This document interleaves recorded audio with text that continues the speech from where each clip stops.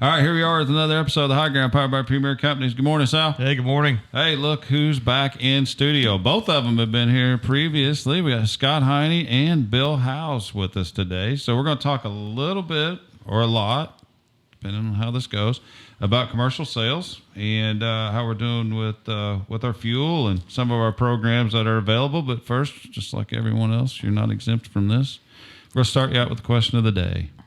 And your question of the day today is, name a time when you were a child and you got in trouble that ultimately turned into a funny moment. I don't care which one of you start. Sal, you could even start. I don't care, but... Well, I'll go ahead. I think I got one. I can imagine. Yeah. So the one time? Yeah. So I grew up in Texas, and I was about probably 5. And in Texas, they have these things called horny toads, like TCU horned frogs. Yeah. And they're little, like, dinosaurs that's still roaming around. And I collected them. And I had a nice standard mayonnaise jar with a couple of holes at the top and a little grass in there. And that was my pet. I didn't have a lot of friends, so... The horny toad was my friend. My brother comes. You collected them, but you only had one? Yeah. I don't know if that's a collection. It's They didn't like him either. we can edit, right? This was your question, Brian. It was, yeah. We let him go first. I don't know what you got, Scott, but I'm interested to hear it. Please. I'm just thinking right now I should have gone first. Yep. No, the only thing I could think of is that as a kid I had a curfew at 11 o'clock and I had problems making that, and always early. Yeah, too early for me. And I said I just got in about 12:30 or so, 1:45 one morning, and thought I could change all the clocks back in our house. My mom and dad weren't up yet. My brother wasn't up. He was in bed. I changed 4 of the clocks in the house back to 11 o'clock. And I don't know what I was thinking, but just in case my mom and dad got up in that hour and a half. But got up on the one above our dining room table and misstepped and fell off and ended up waking everybody up in the house. And so my brother came in, my mom came in, my dad came in. And needless to say, I didn't see the rest of the summer for about... oh, nice. What was their reaction when they said, "What are you doing?" And you said, "I'm turning all the clocks back"? My dad saw very little humor in it. He's a postman. He had to be up at 5 a.m., so Mom just shook her head. She wouldn't say a word to me. And my brother was trying to keep me pinned down to the floor, so that was it. So I survived it, but lesson learned.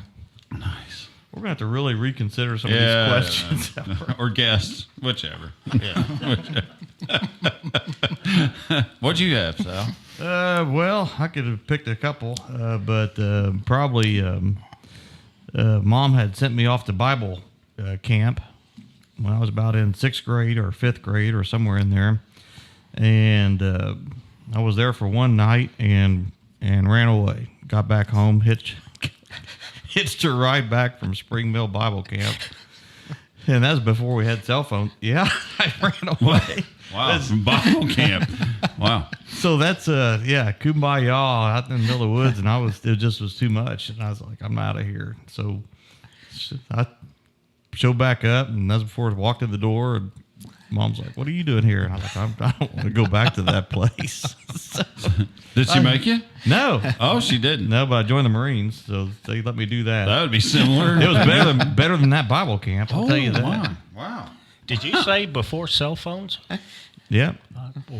They had phones? They had landlines. They had landlines? Okay. They're substantially older than us, right? Yes, Bill? yes. And we used to have party lines. Yeah, we had party lines. Yep, we had to wait for the neighbors to get off the phone so we could make a phone call. But it's still that way, right? Where are you from? Stop it. No. Oh, you're from Bloomfield. Yeah. That's what I'm saying. That's what I'm saying. But, okay, so mine, I don't remember exactly what I did, but I remember my grandma. We were at her house, and she was washing dishes. And so the older generation sometimes called things different names than what we're used to calling them. But anyway, so I remember her washing dishes, and I remember her telling me that if you don't get your butt in there and get on that Davenport, I am going to beat you. And I remember her pulling her hands up out of the dish and shaking her hands. I thought, I don't know what a Davenport is. I hauled it out of the kitchen, went running into the living room, and I'm like, and my grandpa sitting there, he's like, what's the matter with you, Junior? I'm like, Grandma is getting ready to beat me, and I'm supposed to be on a Davenport, and I don't know what that is. my grandma, here she comes, dish towel in hand. She's washed her hands, and he's like, hang on. I don't think you can be mad at him. First of all, he's not sure where he's supposed to be right at the moment. And he said, son, why don't you just go over there, sit down on that couch for a minute. Let's get her calmed down. I had no idea what a Davenport was. I knew I needed one. I knew what I was looking for. He doesn't know where he's going, but he's making good time. Yeah, exactly right. That's exactly right. So, yeah, my grandpa, he saved me on that one. He's like, hang on, Jesse. Hold on a minute. He doesn't know what he's not sure where he's supposed to be. Wonder what you did. Yeah, I shocked myself. I don't know. I can't remember. But it was that one time I got in trouble. But she was bad. And she was one that she wasn't one of those grandmas that you would like, I could do anything around here. You could. Yeah. You'd pay for There's it. consequences. But, yeah. So for everybody out there, a Davenport is another word for a couch, turns out. Yep. So. I say, I have to go Google that one. So, all right, enough about us. and Bill. I almost want to hear the second one. I know there's like a top 5 with Bill. But no, I probably don't. No, you probably don't. No. I've said he probably held off the number 1 one. That'd be my guess. So, all right. Well, we're going to talk about commercial sales as we talk about, we've got residential customers, commercial customers. So what's our value proposition as we think about our commercial customers? What value proposition do we have for them?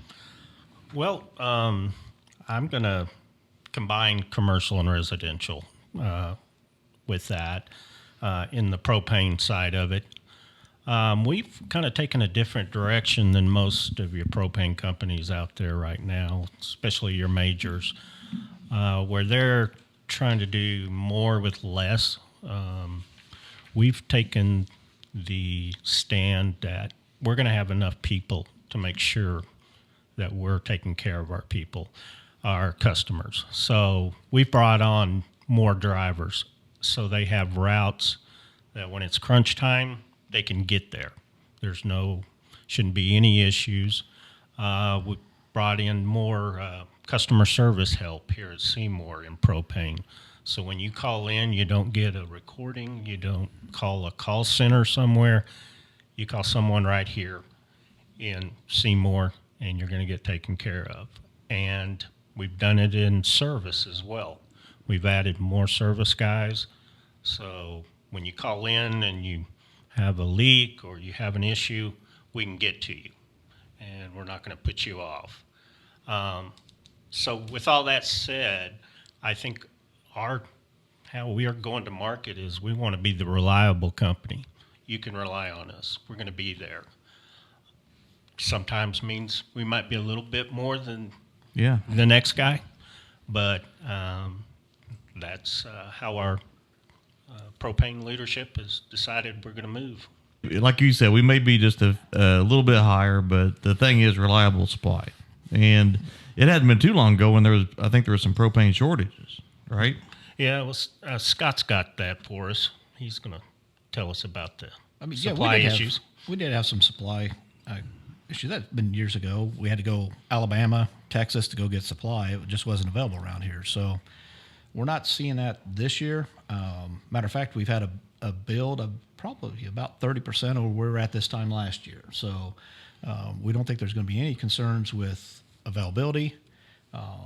We've also got numerous contracts at different locations. So I see, we've got, if we happen to get locked out of one, or we've got others to go to pull from. So we don't see any problems with that. The pricing side of things with that, it's looking like it's going to be a little softer this year than what it was last year. So hopefully that's going to come down to us and the prices. We're not set yet on the pricing, but we're getting closer. Probably in about 2 weeks or so. But from the standpoint of availability this year, we're not seeing any concerns on the horizon right now. Would you have thought that with everything going on in Ukraine that somehow or another that would have affected energy in some way? Yeah, you always get concerned about that. You always try to have a backup plan, and that's what we've done here. I mean, in looking at different, because in the past we've always had like one or two that we've gone to locations to pull from. Now we're getting more than that. We're getting multiple, 3, 4, 5. So if we do have some issues, we've got the availability to go other places and get it. But, we haven't had any drains. I mean, the builds have been good. And we had a mild winter. We didn't have much grain dryer last year. So, Yep. From that standpoint, I mean, that sort of helped build up what we've got to this point. So the builds have been strong.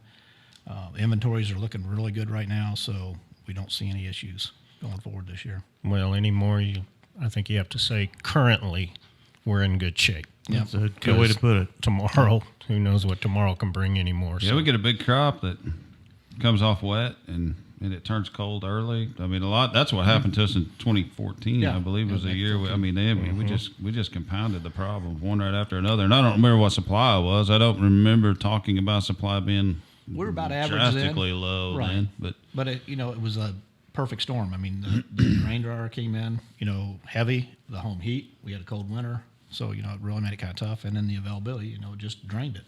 So, from that standpoint, we're struggling to go get it. But, the good thing is that we kept everybody in. We did some short fills, but we got everybody taken care of. Nobody ran out. We didn't have any issues. So, but it was a challenging year. Explain how you keep the propane tanks. I think this is kind of fascinating with the degree days and how do you monitor? I mean, how did you know like when to fill my dad's propane tank? I mean, he was just so thrilled with the service he got from Premier Ag because it was just already filled up. He didn't have to go look at it. He didn't have to call it in. How do you manage this many tanks and with the levels? Yeah, They don't know. We don't I know. have They no don't know. clue. Yep. We're luck. It is so much luck. did we say we're salesmen? That's what we've got those 4 people sitting next door for. We should probably put a window between these two offices so we can talk to somebody that knows something. That's an operations question. Never mind. That's They- amazing. They do have a degree day that they run that off of. You don't know what it is. There's surprises But we don't are. No ask me. kidding. I had no idea. I'm just thankful I didn't get a call from your dad. But Yeah. Well, we are and some new technology that's coming up that'll take us a little bit away from degree days. Monitors. We up north, we're going to kind of have a sample up there. We're putting a lot of monitors on our customers up there that hopefully will feed us the information we need without doing the degree days. Okay. And if that shows to be a good process, we'll probably see more and more of that. yeah, because we can take that and it'll give us a reading when it gets to 25%. So it gives us a chance to start working that into the schedule. So we can get that at any stage. And we do that on commercial right now. We've got that on some grain dryers. That works out really well for us. So, from that standpoint, it'll get us so we know where it's going to be at. Because, and that's the same thing with like pool heaters now. We're starting to see more of that. When those kick on, we get a lot of people that have pool heater monitors because it'll drain those pretty quickly. So that way we stay on top of it and the customer doesn't have to worry about it. And Same system, but different monitors, I guess, for liquid fuels and propane. Somewhat the same. Okay. Yeah. I'll let you ask the next one. I don't know. No operations. Who am I question. supposed to ask? That's what I want to know. Give me somebody to ask. you're running 2 sales guys here.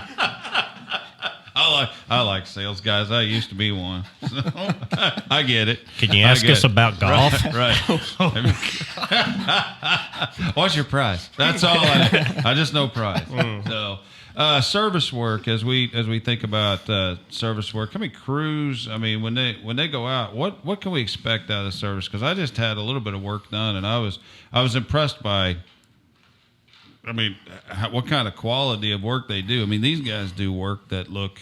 I mean, when they get done with their jobs, it is it is perfection. I've got to brag on them. I mean, it was Kevin Crane and CJ, and those guys. I mean, from start to finish, their jobs just look incredible. So, what is our responsibility on service work? Somebody says, I want to put a new tankless water heater in my house, and I'm all electric right now. What's our responsibilities through that work? I mean, Well, I mean, from our standpoint, being in sales, I mean, it's the same thing from us, is that we really appreciate the work that those guys do, because it makes it a whole lot easier on us. I mean, we can go out there and we can tell them what needs to be done. They do it, and they do it top notch, and it really makes it a lot easier on us.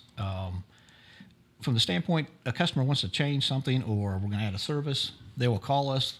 Bill and I will go out there and take a look at it, or any of the service, or any of the sales guys will go out and take a look at it, write up what needs to be done for the service techs, and then they will go ahead and get what they need for that run and get everything put together, and they got everything so they know what they're walking into, and then they'll run there and get that all, the trenching done, whatever needs to be done on that particular issue. If it's setting a tank, or if it's just a modification on an existing tank, they know what their work. utility locations and other. I mean, that's on the homeowner.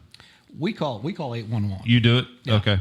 So All right. we call them and get that all marked up, so everything's done before the service techs get out there. So they know what they're walking into, they know where everything's at that needs to be addressed, and then it's up to them. And they've done a wonderful job and a very conscientious job of getting it done correctly. Their stuff looks They're all good. certified. It looks, it really looks. And we do nice. get a number of compliments on those guys and the work that they've done, which again makes it a lot easier on us. So it's just another service we offer. So it'd be a little different vein, and I'm not sure how much. It's pretty new, but we're looking at starting to refurbish our own tanks. I assume you guys are knowledgeable on that. You might talk about that for just a minute. I don't know how much, but go ahead and talk about that a little bit. We send them off now. You might go through that process just a little bit. So. Well, right now, if we bring in a used tank, we may send it off to a company who will repaint it, sandblast it, paint it, replace valves, do whatever it needs, cleaned inside and out. And there's a cost to that. And as we got to looking at it and we looked at the cost of a new tank, has more than doubled in the last couple of years. Our leadership started thinking, what if we do our own? What if we get our own facility and take care of our tanks and refurbish them ourselves? And we're doing that. Rick Madden, gentleman out of the west side, did a fantastic job putting everything together. And we got a place in Washington, Indiana. And sometime soon, we're going to start bringing in the equipment, paint booths, everything needed, and we will be able to refurbish all our own tanks. At some point, we may open it up to, other companies, and we'll do it for them. But when you look at the long run, we feel like it'll be a cost-saving measure for us. And we have the ability to, we know what's getting done to our tanks. We know they're getting done properly when we're doing them ourselves. So we feel good about that. So, yeah, that's something new is coming up soon. And you guys represent something like 25,000 tanks or 30,000 tanks out there that we own. Correct. Somewhere, either sitting on our facilities or currently in service. Right, in service. Right. How often do they have to come in for that refurbish? Is there a date, or we just pull them in when they come and everybody checks them out? No, it's just on an as-needed basis. I mean, Okay. if people start to feel that there's a problem with it, then we'll bring them in. They begin to look at bad it. or whatever. Right. And we have some tank painting crews that go out that do them on site too as Oh, well. yeah. So, Yeah. So that's an exciting addition to our business. I know Rick's been wanting that for several years. Yeah. So yeah, that'll be a nice use of that facility for us. So Yep. anything else? Yeah, is there any fill programs going on now? Summer fill, or for dry gas, or fuel?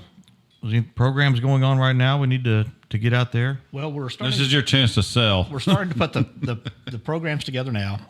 We'll probably have pricing and everything available in about 2 to 3 weeks. So, Okay.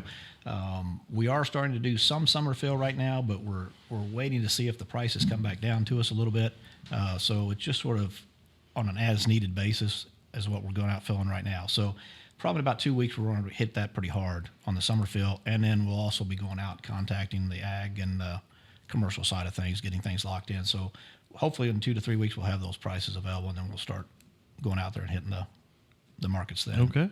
And I would just mention to potential customers out there, when you're possibly shopping around and hearing summer fill prices, make sure you check their contract, what you're going to get into, because they may have a really cheap summer fill, but on the backside of it, they could have a lock-in price contract you have to fulfill, or delivery charges, or tank rentals. So make sure you know the whole story just before you sign up for something that sounds really good, until you actually get into the winter months and it changes on you a little bit. Yeah, the price that we'll have will be all inclusive. So, there's some other competitors that they'll have like a delivery fee charge. They'll have other things. And I looked at a couple of them from the competition that customers had brought to me, and it actually added about 20 to 25 cents to the price of the gallon. So, ours has got it on there. So, and like Bill said, I mean, that's something you just want to look at, make sure that there's no hidden cost in there, and comparing apples to apples. Kind of sneaky. Right. Sneak the Just no way fees of doing in. it. Right. Okay. All right. That's all I got. You guys have anything else? Yeah, one other thing. The Indiana Gas Propane Association has a rebate program that we try to help our customers with. And if between the dates of March 1st of 23 and December 31st of 23, you buy a new propane water heater or a propane furnace, they give you $400 back in rebate for each. A lot of new builds going on right now that we're able to do this for. So if you're out there listening and you're thinking about replacing a furnace, get a hold of us and we can make sure we get you some rebate money for that. I think I'll take advantage of that. I'm getting ready to build a barn dominium, so Nice. Yeah. Now that's good as long as the money lasts. That's what they tell us. So I think we're fine right now, but at some point. I'd just tell them you didn't have any to start with. So. Yeah. Oh, maybe it's not your money. Yeah. Oh, I get what you're saying. Yeah. Sorry, I misunderstood. I got to go find some before I start this project. Just tell them that's a problem on our end too. Oh boy. So that's a good plan, because my wife decided we needed a tankless water heater for propane, and then I saw that laying on our counter. I was like, "Oh, that's a small win." Yeah. Small win. You'll take it. Yeah. Absolutely. So, anything else, gents? I'm good. All right. Appreciate it. As always, Sal, anything all I else? got. All right. That's Okay. another episode of The High Ground, powered by Premier Companies. Thanks.